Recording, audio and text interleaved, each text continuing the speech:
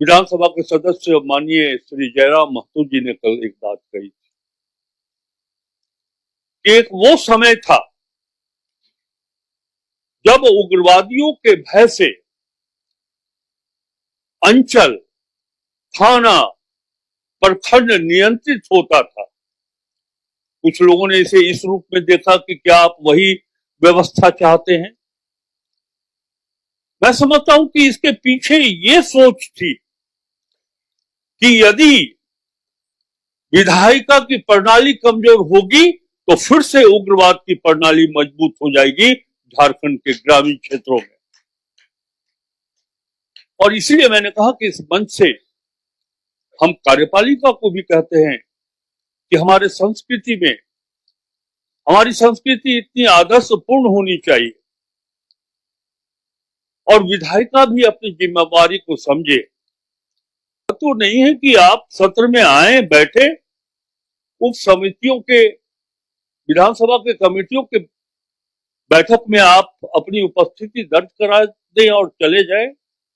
मात्र विधायिका की जिम्मेवारी इतनी नहीं।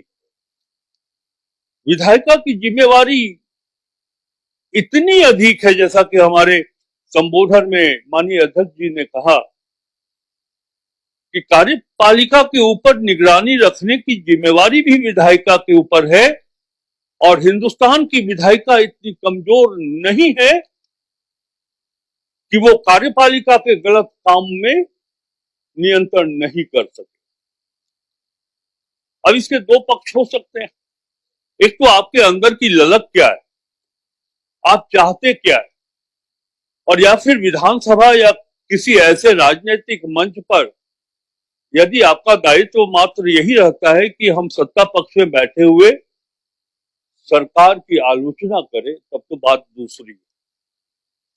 लेकिन सचमुच आप एक विधायिका की शक्ति लेकर के बैठे हैं तो मैं फिर कह रहा हूं, चाहे वो प्रखंड स्तर के कार्यालय हो, अनुमंडल हो या फिर जिला स्तर के या राज्य स्तर के कार्यालय, नियम के खिलाफ अगर कोई काम हो रहा हो, कोई अधिकारी यदि अपने स्वेच्छाचारिता का परिचय दे रहा हो, मनमानेपन का परिचय दे रहा हो, लापरवाह है, तो मैं समझता हूं कि विधायिका इतनी कमजोर नहीं है कि उनके इस कृत्य के ऊपर विधायिका का नियंत्रण नहीं हो सकता। ये सबको समझना पड़ेगा। कल एक बात मुझे बहुत अच्छी लगी और इस मंच के माध्यम से मैं राज्य के कार्यपालिका को कहना चाहता हूं।